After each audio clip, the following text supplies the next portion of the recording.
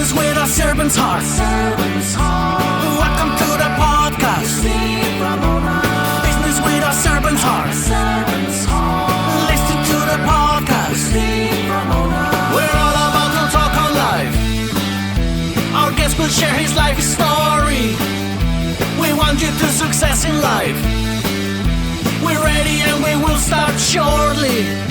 We're gonna talk on life. We're gonna talk on business. You're gonna shine bright. We are gonna witness. Business with a servant's heart. Welcome to the podcast. Business with a servant's heart. Listen to the podcast.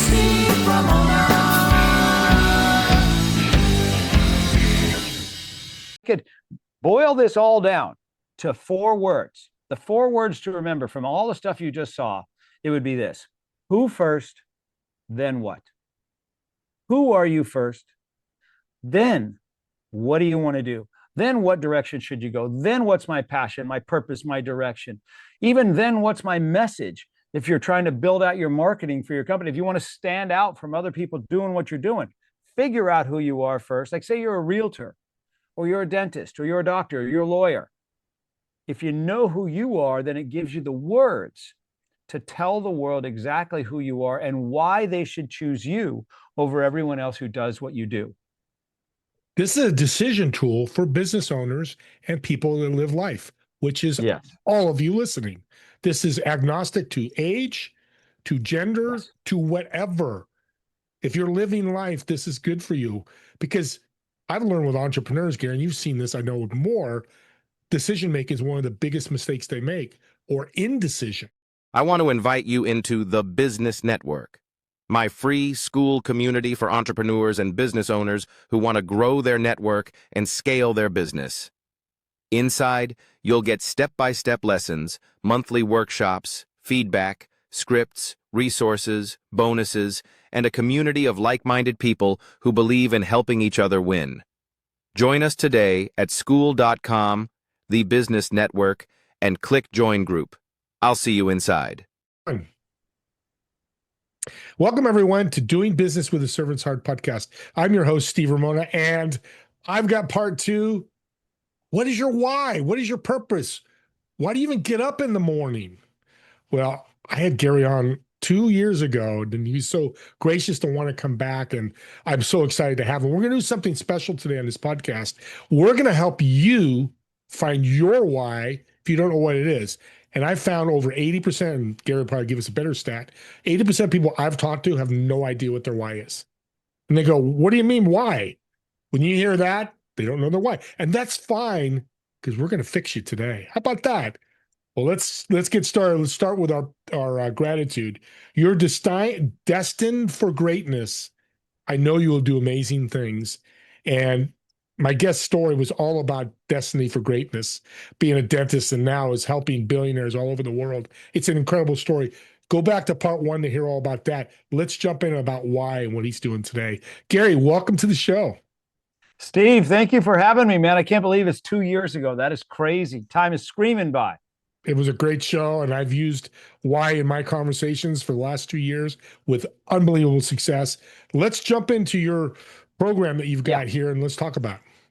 Yeah, so does sequence matter? Let's just start right there. You think about this for a minute. Does sequence matter? Does the order that we do things in affect the results that we get, right? If you're building a house, right, you can't put the walls up before the foundation. You can't put the roof on before the walls, right? You've got to do things in the right order to get the right results. So it's the application of information in the right sequence that yields the right results. And you've probably heard that before, right, Steve?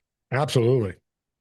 And so my question then is, if it's so important in building a house, why don't we use it in building the most important thing we're ever going to build, which is our life, right? And what most of us do is we default to a sequence that wasn't really meant for us. And so can I share my screen, Steve, and kind of tell a story as we're drawing it out? Let's do it. Yeah, let's see it. Let's do that. And let me bring this in and make sure that you can see it. Okay, can you see my screen? The who first method. Yes, exactly. We're going to talk about the who first, then what. And so that sequence that I'm talking about, let's call that the default sequence. Okay. So I want you to go back, Steve, to when you were 17, 18 years old and your parents' friends would come over and they would ask you that one question that you didn't want them to ask you. What was that question? Do you remember? What am I going to be when I grow up? Exactly. Right. What do I want to be when I grow up? So in your mind, you're thinking, you know, um, what, let's see, what do I want? Mm-hmm. Right? What do I want? And at that point in your life, you've had what, 17 years of life experience, either getting in trouble or trying to stay out of trouble in high school. And you're supposed to figure out what you want to do for the next 40 years of your life. And so you have no way to really figure that out. So off to college or off to your first job you go, without knowing who you really are. You have to at some point make a decision, right? So you've got to Mm-hmm. make a decision, whatever it is. You make a decision on what you want to be, what you want to do, and then you build your life around that decision. So you get a spouse or two, maybe a house or two, car, kids, all that stuff.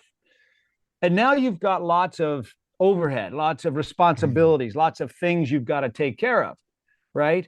And Yep. maybe by at about age 40 or 50, you wake up one day and you say, Steve, is this really all there is? Is this really what I should be doing with my life? And you realize that you are unfulfilled.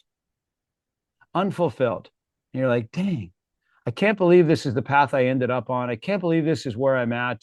I must have picked the wrong what. I must have picked the wrong what. So you say, well, I'm going to go back up here and I'm going to pick a different what. Okay. And now you make your decision of what you're going to do. You build your life and you end up in the same spot just years later. And there's a lot of people, Steve, that do this over and over and over again, right? Until one day they say, I think I'm asking the wrong question. What I really should be asking is, who am I? And they go on this self-discovery thing where maybe they sit in a dark cave for a week or they walk by themselves through Portugal and they try to figure out who they are. Because once you know who you are, then you can figure out really what you should have been doing. But by that time, you're 40, 50, 60, 70 years old, and you have a really short runway. Does that make sense? Oh, it makes a lot of sense. And that was my story. I picked dentistry, not because it was some lifelong dream that I always thought I wanted to do. It's because I didn't know what to do. And so I had to pick something. And I knew my dad was a dentist, so I knew the lifestyle. And I thought, hey, this makes sense. I can help people and do really well. And so that's what I picked. I made the decision. I built a life, spouse, house, kids, cars, all the stuff, and ended up at age 49 realizing how unfulfilled I really am. And then I asked the question, who am I? And it still took me till age 55 before I finally left dentistry and started doing what I really should be doing, which is bringing the why to the world, right? And that set me on a course to say, there's got to be a better way. It's got to be a better way to do it than this. And so let's contrast that with what we call the who first sequence. Now, what you're going to see on the right side is exactly the same things written that are written on the left side, but in the right sequence. So the left side is the right questions in the wrong sequence. The right side is going to be the same exact questions and statements, but in the right sequence. So instead of asking yourself, what do I want? The first question to ask yourself is, who am I? So because when you figure out who you are, then you have a filter. Then you have a way to make a decision to answer the question, what do I want? Let's see. What do I want? Right? Yes. And so you can pick something now that's in alignment with who you are, so you know you're going to love it. And so then you make a decision that's in alignment with who you are, and then you build your life so that all of this is in alignment. What you're doing is in alignment with who you are, so you love what you're doing, so you have passion for what you're doing. And passion is that fuel that gives you the energy to pursue your dreams, right? Without passion, you give up, you quit. Yeah. So now you end up fulfilled instead of unfulfilled, and you have the longest runway to be who you were meant to be. Is that making sense? It's amazing. College students this should be curriculum in college. Yes. Because that's the left side is the biggest problem of majority of college. Yeah, they come out 250,000 in debt, whatever that looks like, and they don't know what they want. So it's the right questions. It's not because they weren't smart enough. It's not because they didn't work hard enough. It's because nobody ever asked them the right question in the right sequence. So one question asked first changes everything, right? For me, I was 32 years on the wrong ladder because I didn't ask the right question. So maybe your listeners are thinking, well, that sounds great, but how do I figure out who I am? That's the big question. Well, I've spent the last 20 years developing a tool called the YOS Discovery that in 8 minutes finds your why, your how, and your what. And it gives you the language to be able to say it. And that has always been the missing piece, the language. Maybe you had a sense or a feeling of who you were, but you couldn't say it, so you couldn't use it.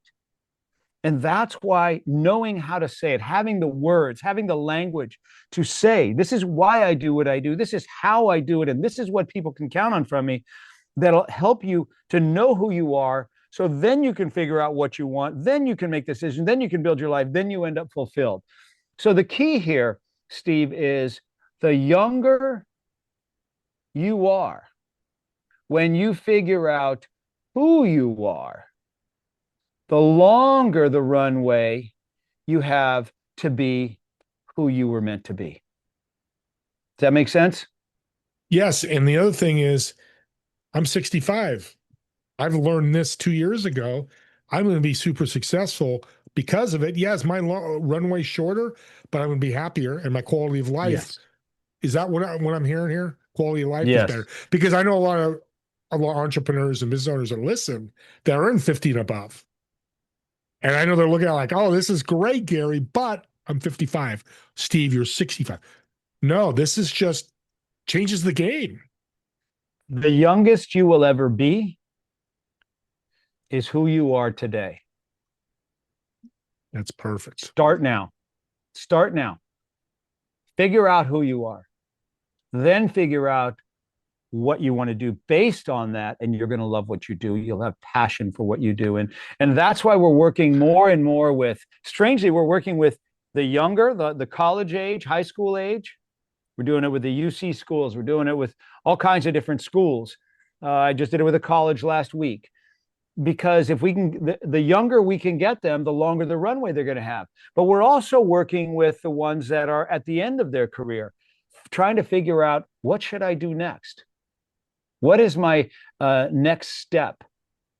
When you're in transition, one job to the next, out of a marriage, into a marriage, to college, retiring, that's when you need to figure out who you are, so you can confidently make the next step in the right direction. And so hopefully all of that made sense, because I wanted to simplify exactly what it is that we do, is help people answer that question. Who am I? So if I could boil this all down to 4 words, the 4 words to remember from all the stuff you just saw, it would be this: who first, then what? Who are you first? Then what do you want to do? Then what direction should you go? Then what's my passion, my purpose, my direction? Even then, what's my message? If you're trying to build out your marketing for your company, if you want to stand out from other people doing what you're doing, figure out who you are first. Like, say you're a realtor, or you're a dentist, or you're a doctor, or you're a lawyer. If you know who you are, then it gives you the words to tell the world exactly who you are and why they should choose you over everyone else who does what you do. This is a decision tool for business owners and people that live life, which is Yes. all of you listening. This is agnostic to age, to gender, Yes. to whatever. If you're living life, this is good for you, because I've learned with entrepreneurs, Gary, and you've seen this, I know more, decision making is one of the biggest mistakes they make, or indecision. Yes. You're kind of They solving don't that. know. Yeah, they don't know how to make a Yeah. decision because they don't know who they are. Yeah. Right? People don't know what they want because they don't know who they are. Help them figure out who they are, and it becomes infinitely easier to help them figure out what they want. And that's always been the challenge, is answering the question, who am I? And again, the way you do that is by being able to say it. If you can't say it, you don't know it. And if you don't know it, you can't use it. So all the concepts in the world are going to be great, but they're going to just frustrate you because everything starts from knowing who you are. Yeah. And I'm hearing, what comes to my head, Gary, I think you're going to love this, is financial people. If numbers aren't written down on a piece of paper, they can't do it. I've worked with CPAs. You probably have to see, financial advisors. Numbers are their language. If it's not written down, that's the same thing here with the why. Yeah. I'm Yes. I'm this to people, and you're telling them and you're inspiring them. Then when you get asked, what's your inspiration? You go, I don't know. Because it's not on powerful. This is bigger than. Yeah, exactly. That's why I wanted to share that with you. Sort of thinking that maybe you might know your why, not that valuable. Being able to say it very clearly and powerfully in few words, super powerful. And so, when we think about your why of wanting to contribute to others' success, being that pebble that starts the ripple effect that goes on in other people's lives, and how you do that is by thinking outside the box, challenging the status quo, doing it differently, because ultimately what you bring is a better way for people to move forward. And so it's just a very powerful way to let people understand who you are. What we typically do, Steve, is we let's just say you and I had never met. I would be looking at you, at your glasses, at what you're wearing. I'd be trying to figure out what's going on in the background, and I would create a narrative around who I think I see. But I really wouldn't know. And that's how I would treat you, based on what I think I see. But then when I know who you are, your why is contribute, your how is challenge, and your what is better way, well, then I have so much more insight into who it is that I'm talking to and how to connect with you, how you think, what you would be good at. Building out a whole team, an organization based on who the people actually are. So you put the right person in the right place where they love what they're doing. That's how you build an inspired organization. That's how you build an inspired company. And so it demystifies who's there, how you fit together, all that kind of stuff. It's a powerful tool to be able to use within organizations as well. So individually, great. Within organizations, works really well as well as also. Litmus test for your culture and your company. What is your why throughout your company? If you get that one bad apple, this will pull it out, and that's fine. Let's serve that bad apple like you're not in the right place for your why. Let's put you here, or maybe a completely different company. Yes. And you can serve with the tool. Go ahead. Think about this. Do you remember back when Apple used to do those commercials where it was, I'm a Mac, I'm a PC? Yeah. Which was funny, right? Oh, yeah. The serious guy dressed in a business outfit had come on, oh, I'm a PC, and the kind of cool guy with a hoodie and the t-shirt and jeans had come on, hey, I'm a Mac. And it showcased the difference between a Mac and a PC, and it was super valuable for Apple to be able to gain their share of the marketplace. But if you think about it, A Mac and a PC are basically the same thing. They both have screens, they both have processors, they both have keyboards, they both have, cameras, all the same stuff. What is it that makes a Mac and a PC different? Cool. What is it? Apple Yeah, wants what to be is the it? cool factor. Yeah, but the actual computer, what makes them different? I It's don't the know. operating system. It's the Oh operating yeah, system. OS. Yes. It's the OS, right? Mm-hmm. And so if you treat a Mac like a PC, you're going to be very frustrated. And if you treat a PC like a Mac, you're going to be very frustrated. Humans are the same exact way. You already have an operating system inside you right now, Steve, that governs how you lead, how you follow, what you like, what you don't like, who you connect with, how you connect. All of that is already governed by an operating system that you have in you right now. But most people never know or discover what that operating system is. And they just wing it and they rely on hope. What the YOS or Y operating system does is it uncovers your operating system so that you know who you are, what kind of computer you are, right? How you lead, how you follow, how you connect. All those things come from your YOS or your Y operating system. The tool that I developed uncovers that for you in about 8 minutes. And that's why it's so important to know, because then it, like I said, it gives you the words to be able to say it so you can use it so it becomes a powerful tool in your life and a filter for making decisions and moving forward faster. Well, audience, I'm going to tell you this guy's brilliant. And here's why. Here's my quick testimonial. 2 years ago, I took your test, and thank you for sharing it with me. Today, I have more abundance, more money than I've ever had in 60 years because I know my why. I want to serve every person I meet, uplift them and bring them value, however that looks. That's my why. It's locked in me, and live or in recording, I'm going to thank you because it's changed my life that I can change others. It works. You have another quick story you could tell of a client you worked with that found their why? I'm sure you have many, but So now when I'm wearing my Y hat, which I have on right now, and I'm at different events, people will come up and say, "Hey, can you help so and so discover their YOS?" And so I was at a golf tournament, and a friend comes up and says, "Hey, can you help Coach Brian Green discover his YOS? He's the new baseball coach at New Mexico State University. Worst program in the nation. Worst golf program there is." And so we sat down and I took him through discovering his why, how, and what. And his why was to create relationships based upon trust. How he does that is by creating systems and processes, doing things the right way to get predictable results. And ultimately, what he brings is a way to contribute and add value, have an impact on the lives of others. And I said, "How does that feel to you, Brian?" He goes, "Man, that is me to a T. That is spot on. That's what I teach. That's what I preach. I need you to help me with my team." So I went to Las Cruces, New Mexico, took the coaches, assistant coaches, and all the players through discovering their YOS. And then we created a big matrix. And at lunch, we went to lunch and I said, "Brian, I want you to circle all your favorite players." So he started circling all of his favorite players, and they all ended up having the Y of trust or right way. And I said, "Wow, if you could use this to build and recruit for your team, would that be valuable for you?" And he said, "Yeah, that would be perfect." And so that's what he did. He used it to recruit and build his team, and he ended up having the biggest turnaround in the history of the NCAA. He went on to have 34+ win seasons in a row, 9 All-Americans, 12 players taken in the Major League Draft, where they'd never had one in the history of the program.